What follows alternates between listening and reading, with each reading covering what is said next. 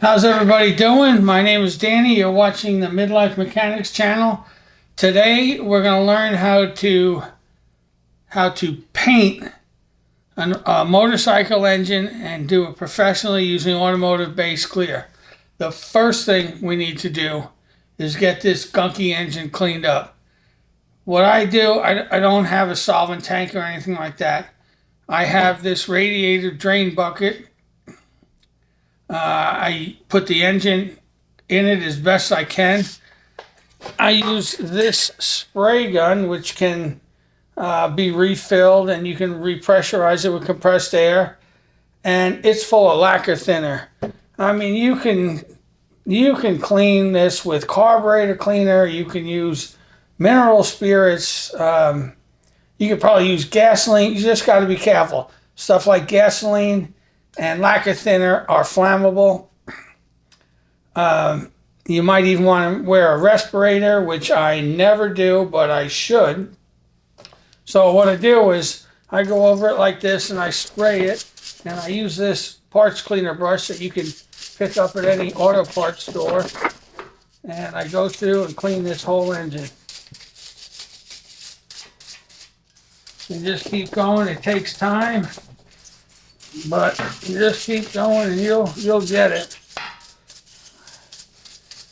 And what I also do, once I'm done, any of the used lacquer thinner that ends up in the bottom of this tub, I will get a funnel and a jug, and I'll put a paper towel in the funnel, and I will drain the old lacquer thinner into the funnel, and I will strain it using that paper towel, and then I reuse that lacquer thinner the lacquer thinner over and over and over again, until it's gone. So I'm going to go ahead and get this cleaned up off camera, so I don't spray my camera with lacquer thinner, and then we'll be back for the next steps. Thank you.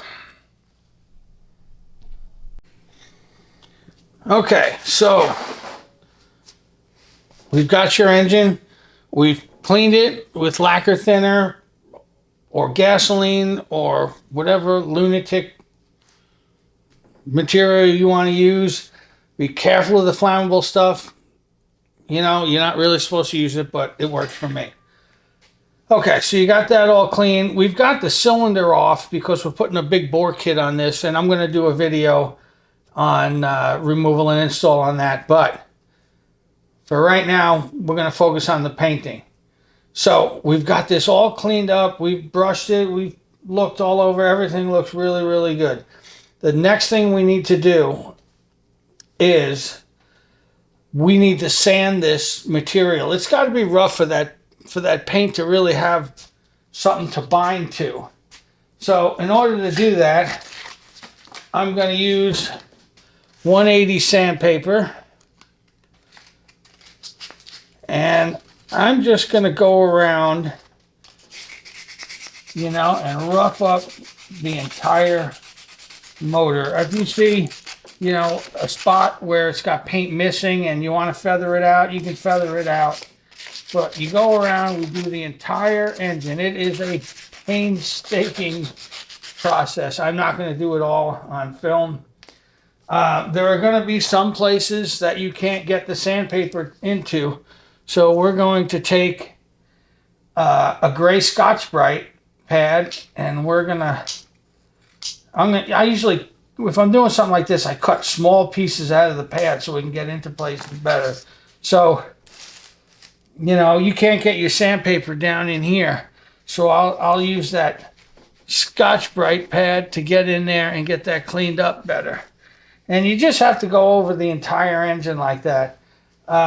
Sometimes you might run into like a nook and cranny that you just can't get either one in. And that's when I break out the cordless drill with the wire wheel on it. And I'll use that. If you run across, like this little bolt here is a little rusty. If I want to clean it up, I'll use that wire wheel. Be careful with the wire wheel. It will throw shards and it will stick it in your eye if you don't wear safety glasses. But yeah, so we're going to go ahead and clean that up. I'm going to finish it the rest of the way off camera, and then we'll go on to our next step. Okay, so you got your workpiece all sanded down, all clean. It's time to start taping. Let me tell you, you need to use tape that is made for automotive paint and body work. The blue bullshit you find at Lowe's and Walmart is not going to cut it. It will bleed through it. All the tape that I have are all made for automotive painting. There's a couple different ways you can do it. I'm going to go ahead and I'll tape off this one area and show you how you do it. You can just take a sharp razor and just kind of go around and just follow the piece.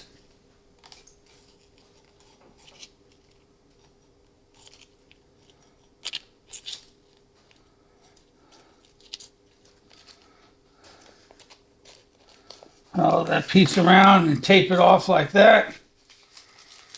The razor works really good.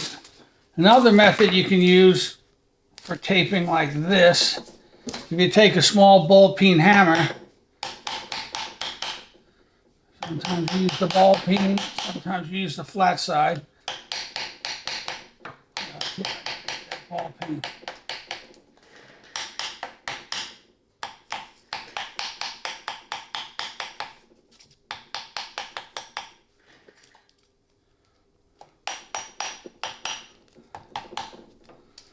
And you gently tap around like that.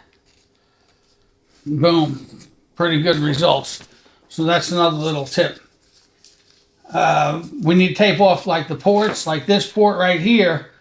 We don't want paint buildup on here because that's where the carburetor slides on.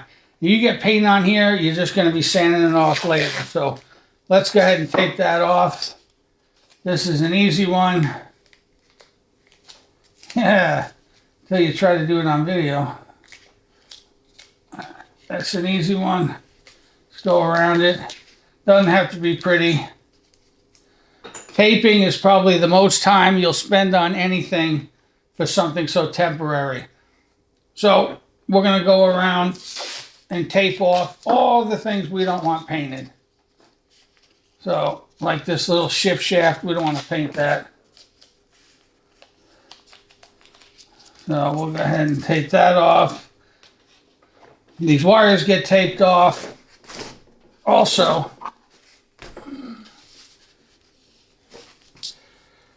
I got my rod all the way at the bottom, and I'm going to tape it off using this gasket area for the cylinder.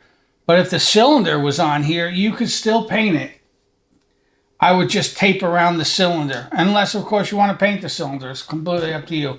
I do most of my cylinders in Harley-Davidson Wrinkle Black. It's one of the few things I use a spray can for. So, yeah, make sure you tape all of that off. And then once we're ready, once that's all done, we'll move on to our next step. And we'll go ahead and hang the piece, and we'll clean it one more time, and then we'll start blasting it with epoxy primer. Okay, so I have got our workpiece hung. I just use, you can use old coat hangers, but I just use baling wire, and I reuse it. You have to be careful when you reuse it because it'll get painted, and when you bend the corners like that, the little pieces can fall off, so you got to be mindful of that. This apparatus, that I have it on, I wish I could tell you it's some sweet-ass expensive paint holding fixture, but it is basically a bed frame I got at a yard sale and a piece of pipe I had laying around that I just quick and welded it together. You can tell it's bowing in the middle. little motor's a little heavy for my shitty construction job, but it's gonna work. So that was the next step. Next, we are gonna move on to just dusting this off. I'm gonna rub it down with wax and grease remover. Wait for that to dry. And then we're gonna mix up some epoxy primer. So we got our piece hung, and we need to wipe it down with wax and grease remover. I am going to use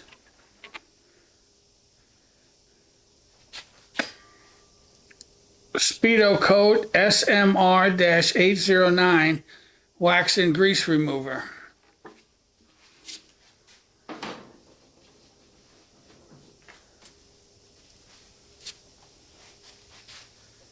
I take a rag and I fold it in fourths, and I take the wax and grease remover, put down my rag, and we start wiping off the workpiece. What I do is I just picture sections in my mind, like this top section, and I wipe that down. And then I'll picture this section, and I'll wipe that down. Good. And I just keep going through the whole process and make sure I got this whole thing wiped down good. Because I got it folded in fourths, I can switch over to a clean spot once the spot you start with starts to get dirty. So you just go through and wipe it off. I'll finish the rest off camera. You get the general idea. This is a white ball towel, by the way. This is made for body shops. It has very little lint. I've tried using just regular paper towels like in the kitchen, and they fucking suck because they have tiny pieces of lint that comes off and it gets into your paint. If you ever tried to like wash a window or a mirror with a kitchen paper towel, you know what I'm talking about. The alternative to this is, I think in Walmart and most of the parts stores, they sell what looks like a roll of paper towels, but it's blue. I think it says shop towel on it. I've used those in the past, and they're pretty lint-free. You can get away with those. But just make sure you keep them clean. You don't want them out in the shop where you're getting them greasy and then try to do this with it. You'll end up with some problems. So, okay. So, I'm going to finish this off camera, and then we're going to move on. Okay, so here's my hot setup. I have a kerosene heater that I put on as soon as I'm done. Well, actually, I usually put it on right when I start painting. I'm not going to do that today because it's so loud and you won't be able to hear me in the video. Alright, so I got this crazy contraption with all the parts hanging. Maybe I shouldn't have hung the heaviest thing in the middle, but I think we're going to be alright. And here's my paint booth. I got a couple of fans. This is probably the best jerry-rig paint booth fan there is. It's a carpet drying fan. I'd like to get another one so I can just have two of these, because it comes in right here and it goes out down there at the bottom, and you can crack your garage door open, you know, 3 or 4 inches and just slide that snorkel out of it and turn that on, and it clears the room pretty good. But for right now I only have one, so I'm using this old antique fan that I bought at a yard sale, and it works pretty good. It keeps it pretty clear. So yeah, that's my hot setup. So we're gonna go ahead and grab the gun and we're gonna start shooting. Okay, we're here at the old mixing bench. We're going to use black epoxy DTM direct to metal primer and sealer. It's called epoxy primer, but it's really a sealer. It's not a primer where it's thick build and you can sand it smooth. This is really just for sealing your work workpiece. If you still got scratches in there when you're done with this, you'll probably still have scratches, and you have to go over it with 2K primer. But for the engine job, it's not going to make a difference. We're going to shoot it with epoxy primer, and we're going to let it dry, and then we're going to go ahead and paint it. Okay, so if we read the instructions on this, it says that it mixes 4 parts primer sealer to 1 part activator. So this is the activator. We use, see if I can get this in focus. We use this measuring cup. On this scale, 4 to 1.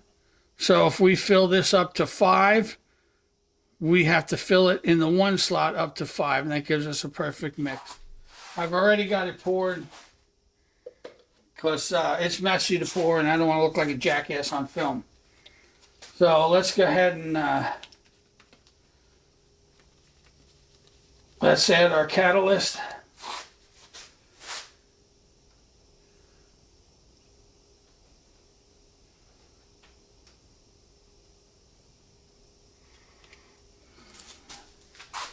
All right.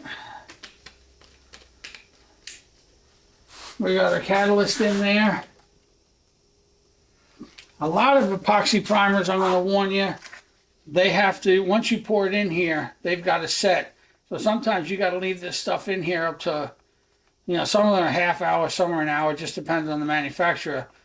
Surprisingly, this Speedokote epoxy primer and sealer does not require that.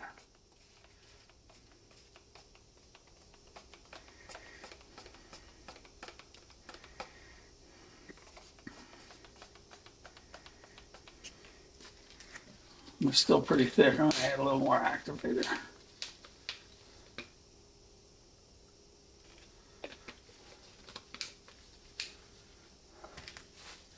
You can also, I think you can thin this out with a little reducer. I'm going to, yeah, you can thin it out with a little reducer up to 10% if you want to. So we'll get this mixed up good. Then I'm going to pour it in the gun. Always use a strainer in the gun, especially with epoxy primer, because this shit is like glue. So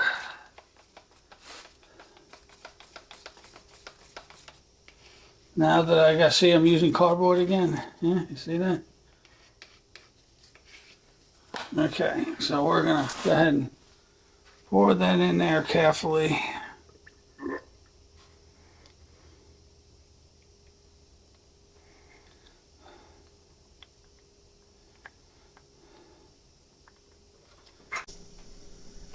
Okay, so I got my respirator ready.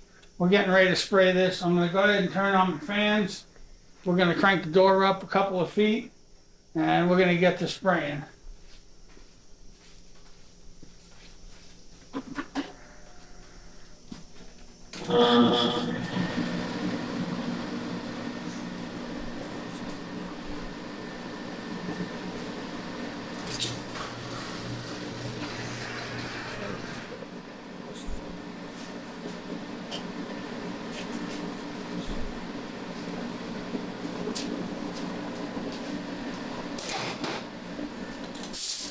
Okay, here's the big secret to painting. When you do the first coat, just dust it, or very light. If you do it very light and let it tack up, the next coat has something to stick to, and you'll have a lot less runs. So here we go, we're going to get started.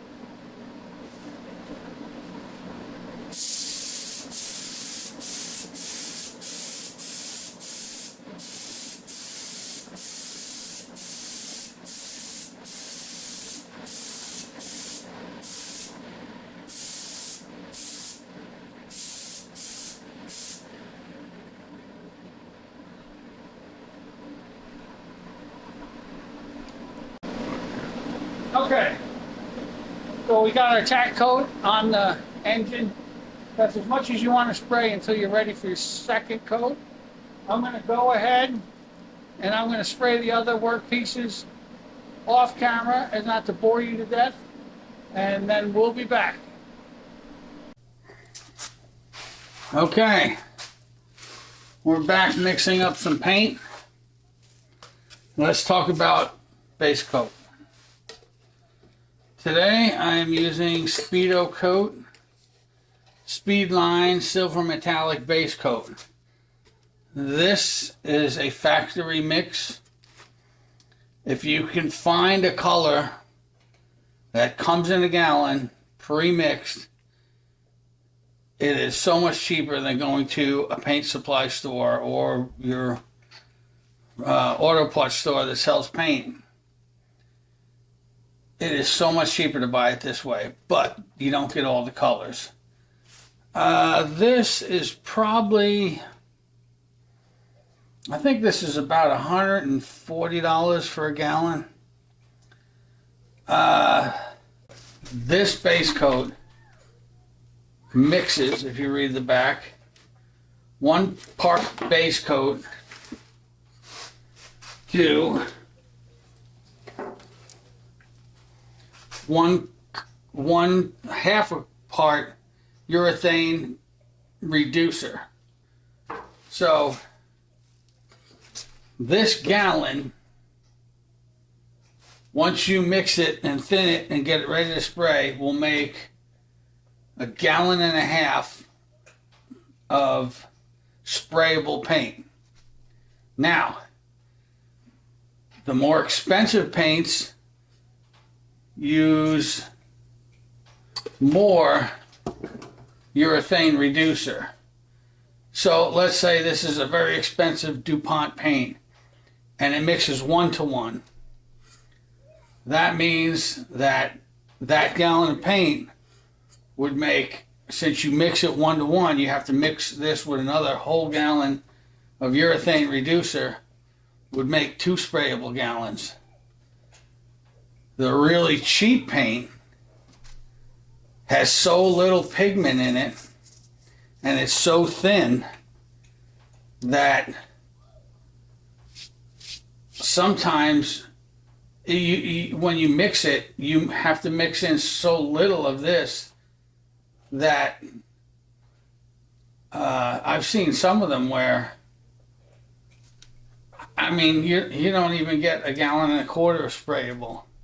So you got to pay attention to that, because when you buy your paint, you want to know what the mix ratio is, because, and you kind of figure out how much a sprayable gallon, how many sprayable gallons you can get out of 1 gallon of the base coat. So pay attention to that, because that really makes a difference in what the paint actually costs. So we're going to go ahead and mix this up, and we're going to load it in our gun, and we're going to start spraying our base coat. I am using a Harbor Freight Black Widow HVLP gun. I've had this for, I think, 3 years, and it works great. So yeah, let's get this spraying. Okay, so we got our tack coat on the engine. That's as much as you want to spray until you're ready for your second coat. I'm going to go ahead and I'm going to spray the other work pieces off camera as not to bore you to death. Okay, so before we start spraying the base, I want to just take and blow this off just a little bit, just in case there's any dust on it. Get our work pieces going off.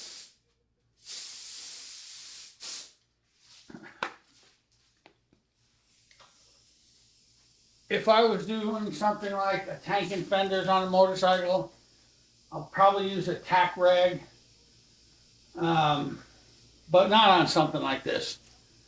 I'll save my tack rags for stuff that I really want to be mint. So, got that going. We need to turn on the fans. You need to grab the gun, open the garage door a little bit, and we'll start spraying. Okay, same deal. Very light the first coat, and we'll pour it on good on the second coat, and even maybe a little more on the third. Base coat is very hard to run. You almost gotta wanna make it run to do it. So let's do our first light coat.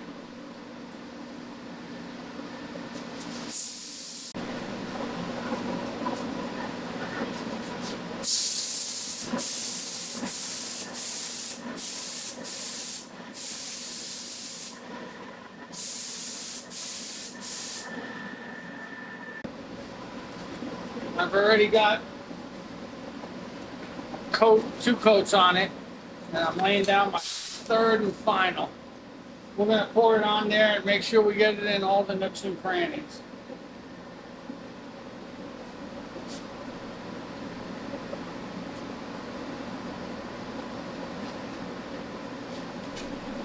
Always wear a respirator unless you want a free high.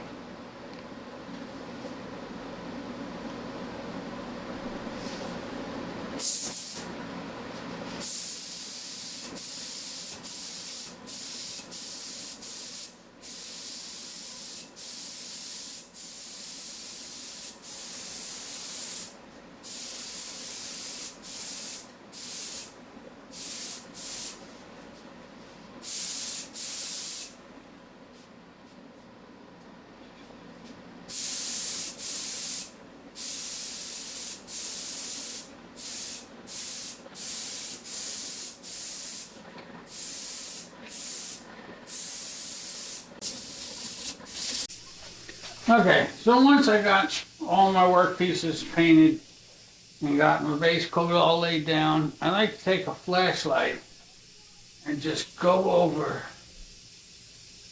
little nooks and crannies just to make sure I've got it all. Make sure you get underneath it. You gotta remember, on a piece like this, it's not like a flat fender. Well, if you miss something, you'll see it. This has hills, valleys, nooks, crannies. I mean, when I was spraying this, that gun was going up, down, sideways, everywhere.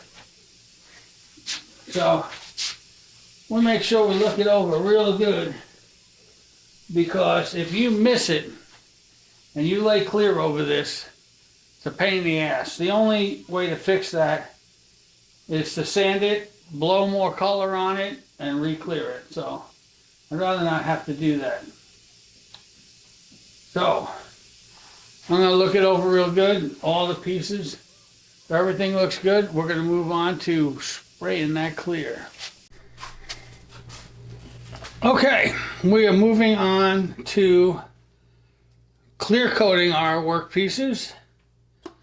For clearing, I'm using Speedokote Speedline Clear. It is part number SMR-130.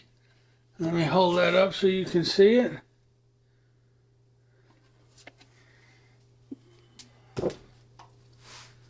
And have to use an activator with it. I'm using Speedokote activator. You really should stick with the same brand if you can. I've had good luck with mixing and matching the urethane reducer that you mix with your base coat. Any brand reducer seems to work in any brand paint. Same thing with lacquer thinner. The expensive stuff isn't any better than the cheap stuff, so I would buy that based on price alone. Okay, this clear coat gets mixed 4 parts of clear to 1 part of the reducer. Reducer comes in like slow, medium, and fast. It's basically, the fast is for when it's cold out, the medium is for when it's like 75, 80 degrees, and the slow is when you got a really hot day, 95 and above. But since we are not a professional shop, I'm not carrying all that crap, so I just use the medium and deal with it. Okay. So I'm going to put links to the products I'm using in the description. I don't know if they're going to be affiliate links because they don't like, I guess they say I curse too much, so they might not, they might not like that. So who knows? Either way, I'm going to put them in there for you. So I'm going to go ahead and mix up my clear. I'm switching guns to an HTE gun, a Black Widow from Harbor Freight. You can lay base coat with the same gun that I laid you can lay clear with the same gun that I laid the base coat. I use the HVLP to do that. But I caught a good sale. So I bought the HTE gun. This seems to work better for the clear coat. So we're going to go with that. I'm not going to bore you sitting here watching me mix clear coat. But I'm going to get that mixed up and we're going to get the spray in. Okay, so I got my spray gun ready. It's full of clear. I want to mention the clear that I'm using, it's actually made for mobile auto body repairs. And it's a quicker drying clear. Like it'll dry in about 2 hours. And the reason I use this on motorcycle parts is because since we have our less than professional ghetto paint booth going on, you tend to get dust in the pieces. The faster the clear dries, the quicker it seals out the dust. So that's what we use. Or it's great for small motorcycle parts. You don't want to try to paint your whole car with this, because by the time you spray the whole car, the beginning's dry and it won't work. Good for a fender or a hood or something like that. Okay, so we're going to get to spraying. Again, the first coat we put on is our tack coat. So we lightly dust it and let that dry. And then our second coat, we can put a pretty good wet coat on it without it dripping. So we're going to go ahead and get to spraying.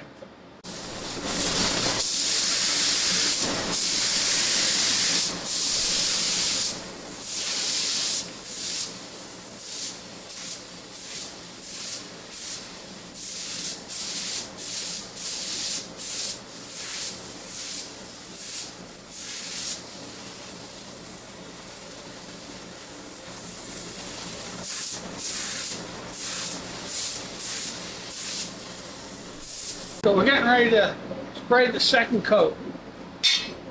And how do you know when the second coat is ready to be sprayed?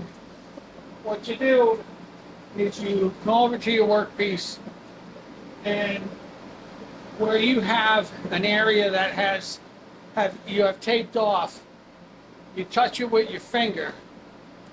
If what you're looking for is tacky but no strings. So if you go check it and you touch it and you pull away and there's strings, too early. If you touch it and it's tacky and no strings, that's the time to go ahead and spray your second coat. So we're ready for that. I'm going to start spraying. This coat you can put much more clear on, and you can do like a medium wet coat. So that's exactly what I'm going to do. We're going to go ahead and get it done.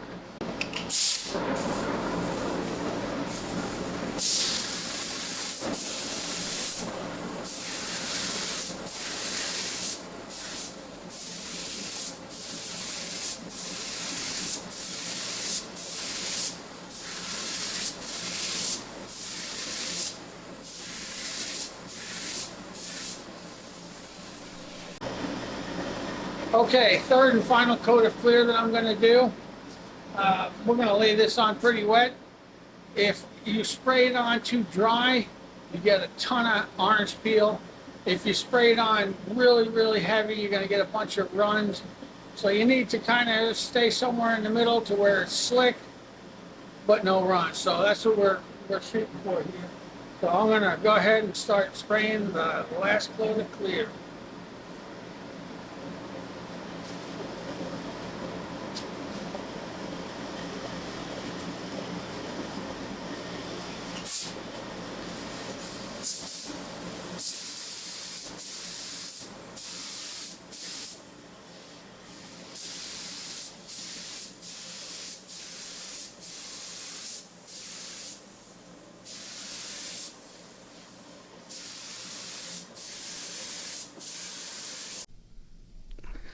Okay, so we're done with clear. Third coat's on there. It's ready to go. Couple things I want to mention. You can see how I have these tied up. These are away from the painted area, so it doesn't matter how you wrap them. So you do it any way you want. Let's move over to this one. You can see I made this loop, and that's on purpose, because if I made it tight, there would be a line here that you cannot hit with the gun. So if you have to use a wire to hold your part, and it's got to go through a hole that's, you know, part of the paint job, you want to wrap it like this. Okay, here's another tip. When your wife's busy doing something else, you hang your work pieces in the guest bathroom to dry. I would love to hang the engine along with these pieces, but I do not think that the shower curtain bar would support it. It'd fall off and break the tub, and then I'd be in the friggin' doghouse.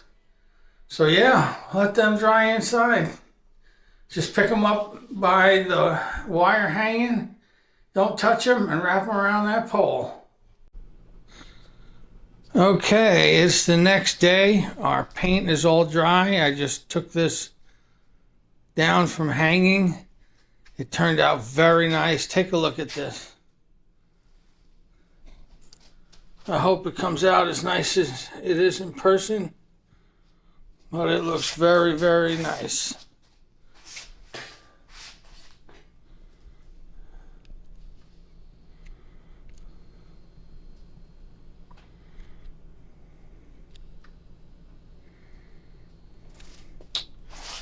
Okay, so yeah, I'm very happy with that. Well, there you have it. This is our badass little engine paint job. Came out beautiful. If you are painting with spray paint and you want to get to the next level, or this is like 10 levels above spray paint, you need to learn to paint in base clear, or at least automotive urethane single stage.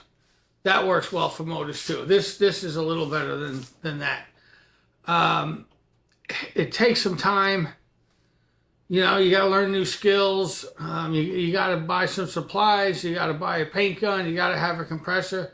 But I'm telling you, if you're going to do multiple motorcycle restorations, learn to paint in base clear, and then you can even move up. Once you get your technique down, you can move up to painting gas tanks, fenders. You can do different colors, flame jobs, all that stuff. But I really, really encourage you to learn. If you have any questions about the process, I tried to make a pretty complete video. But if I forgot anything or you have any questions, please leave it in the comments. Or I will also put our email address down in the description. Send me the question and I'll answer it as best I can. We really appreciate it. Please like, subscribe, leave a comment, ring the bell. We'll duck you sick. I'm just kidding. We won't really duck you sick. Well, Rob's behind the camera. He might duck you sick, but I definitely won't. But I will be very thankful. Thank you so much for watching your videos, and we will catch you in the next one.